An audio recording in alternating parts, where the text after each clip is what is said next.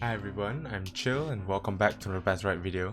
Today's video is my Jamila gameplay guide, and in this video I'll try to commentate while I play as Jamila for maybe about 2 games to sort of give you guys an idea of my thought process while I play with Jamila.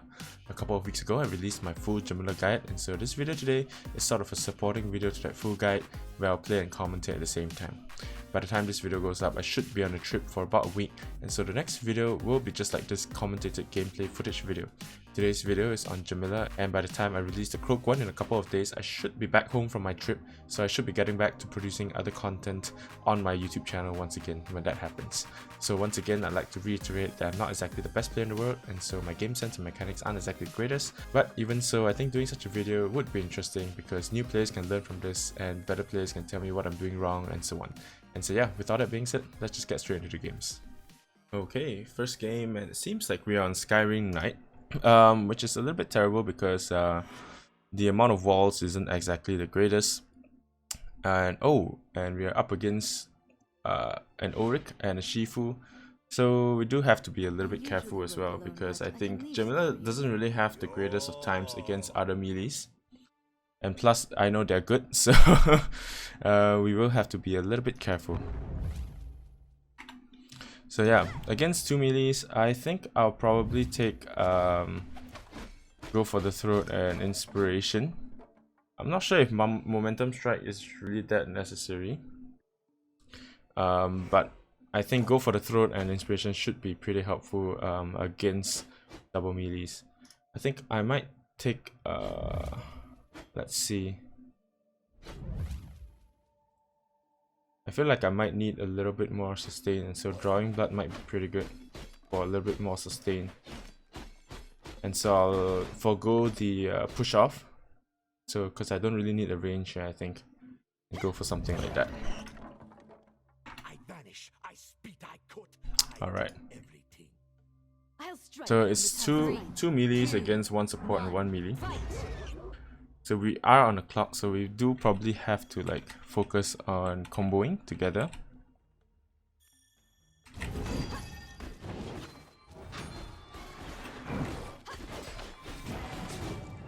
Oh, that was a nice little pushback there. I'm gonna try to focus on the Auric a little bit more. Your team claimed the orb. Okay, can't really see, but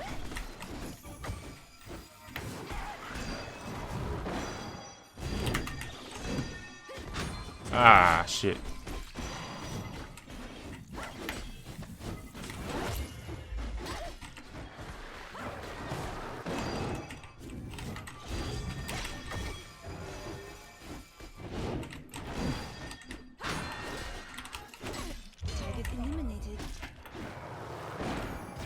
That's not good. Triggered his counter.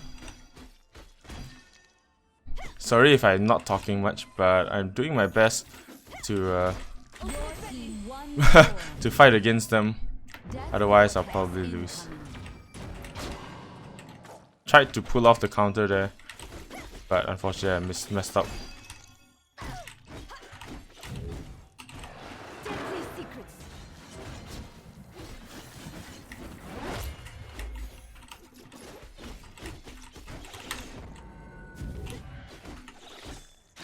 Ha, I mistimed that too. That's not good. There we go.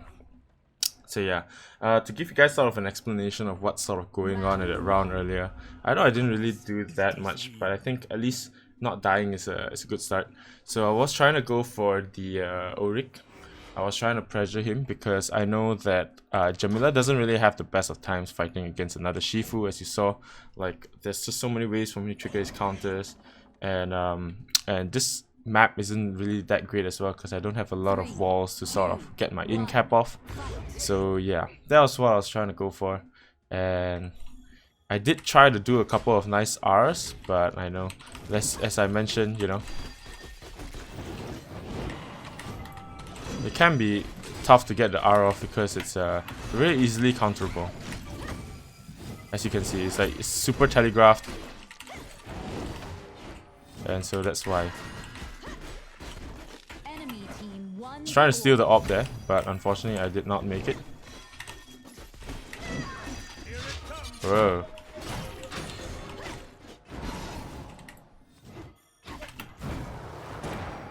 That's not good.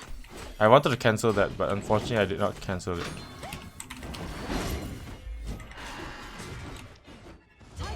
Nice, there we go. Got the Ulrich. Your team claimed the orb.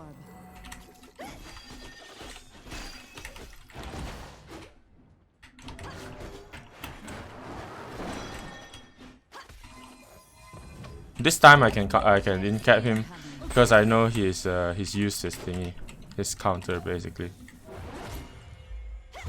There we go. Just finish him off.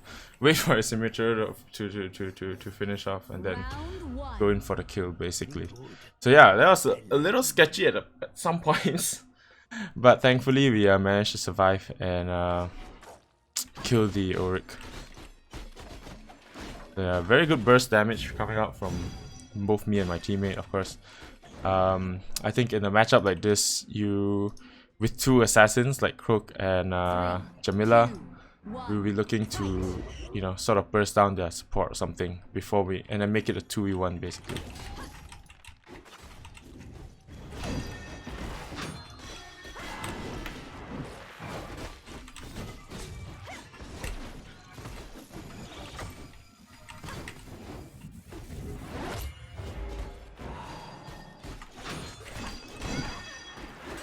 Okay, gotta get it off there.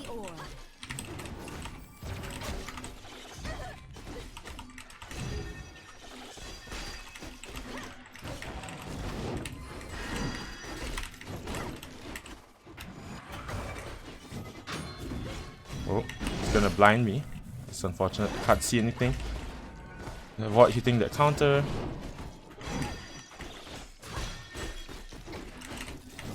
There we go. Gotta finish the Ulrich like as usual.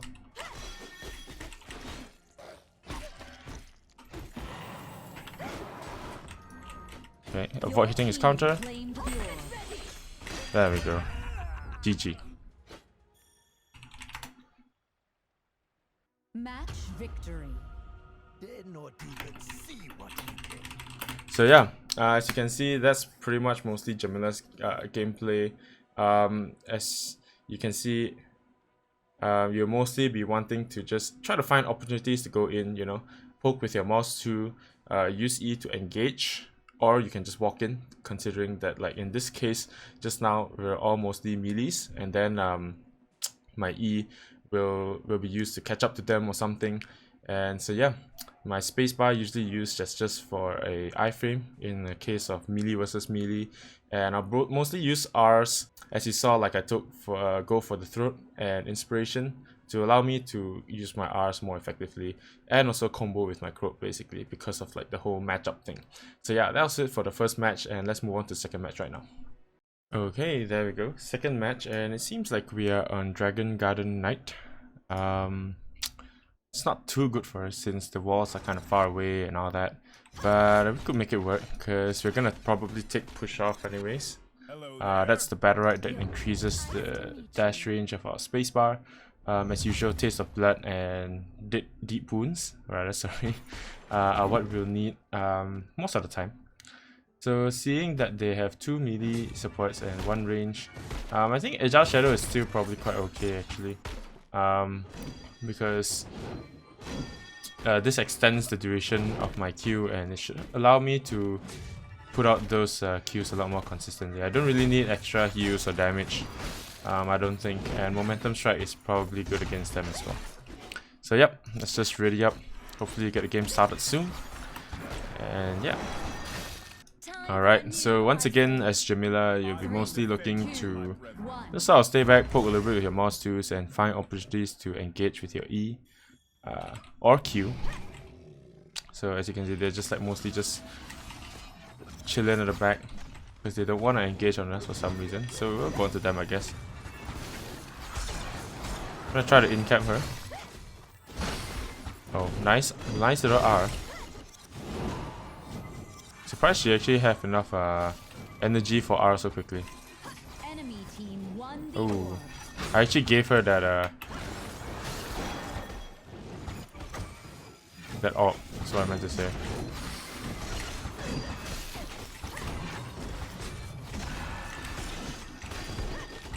Gonna do a lot of burst damage to that Sirius. Oh, and Alicia is almost dead. There we go. Unfortunately he did have his counter. I was trying to wait out his counter, but he actually, I think he saw through me. And so that's why he waited and waited and waited. Oh, they're both freeze. Oh, nice. Yeah, I know Sirius probably still has his counter here. Unfortunately I couldn't sneak by basically. Let's chase him down. There we go. Pretty simple. As Jamila mostly just look for opportunities, jump in, do some damage, and hopefully you don't die in the process basically. Right. In 3 vs 3 is also another thing that I haven't mentioned is that you'll be looking to try to in-cap people as much as you can. Of course, the enemies were mostly quite separated and sort of everywhere in that fight, so it was hard to get like sort of multiple in-caps off. And so we'll try to see if we can do a couple of that in this round instead. So I see Alicia, I'm gonna try and force out her spacebar. Surprisingly, she still hasn't used it. There you go, she finally used it. I'm gonna use my Agile Shadows here to try to punish her and finish her off. There we go. Oh, nice little freeze actually. Get the in cap. Ooh. She's doing a pretty good job surviving until now. Nice little freeze.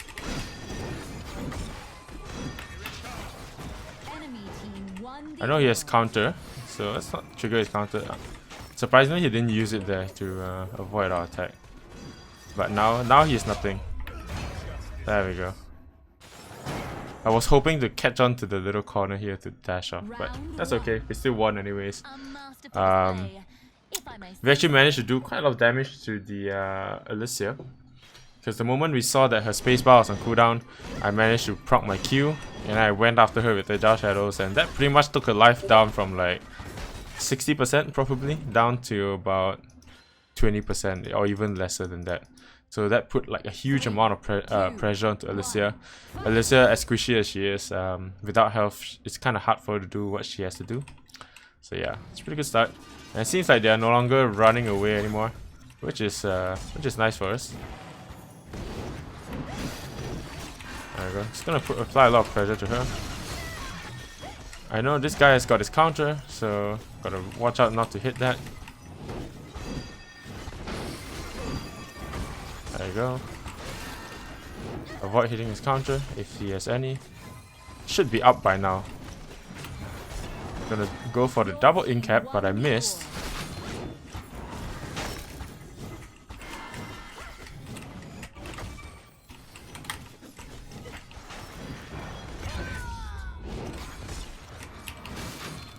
So Sirius, I know he has nothing left, so I'm gonna go chase after him.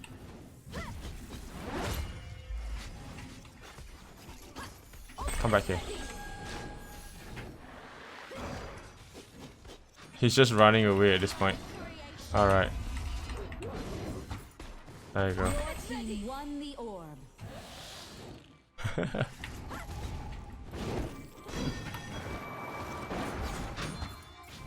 Where did he go? He ran over there.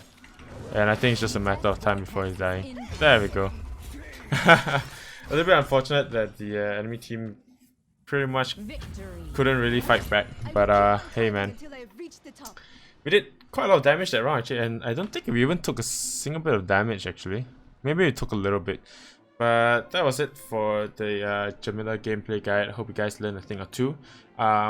Unfortunately for a character like Jamila, as fast paced as she is, I cannot commentate on every single thing that I do as I go by. I try to sort of give an overview picture of what I'm trying to do, who I'm trying to go for, what I sort of try to do when I'm up against a certain champion and all that.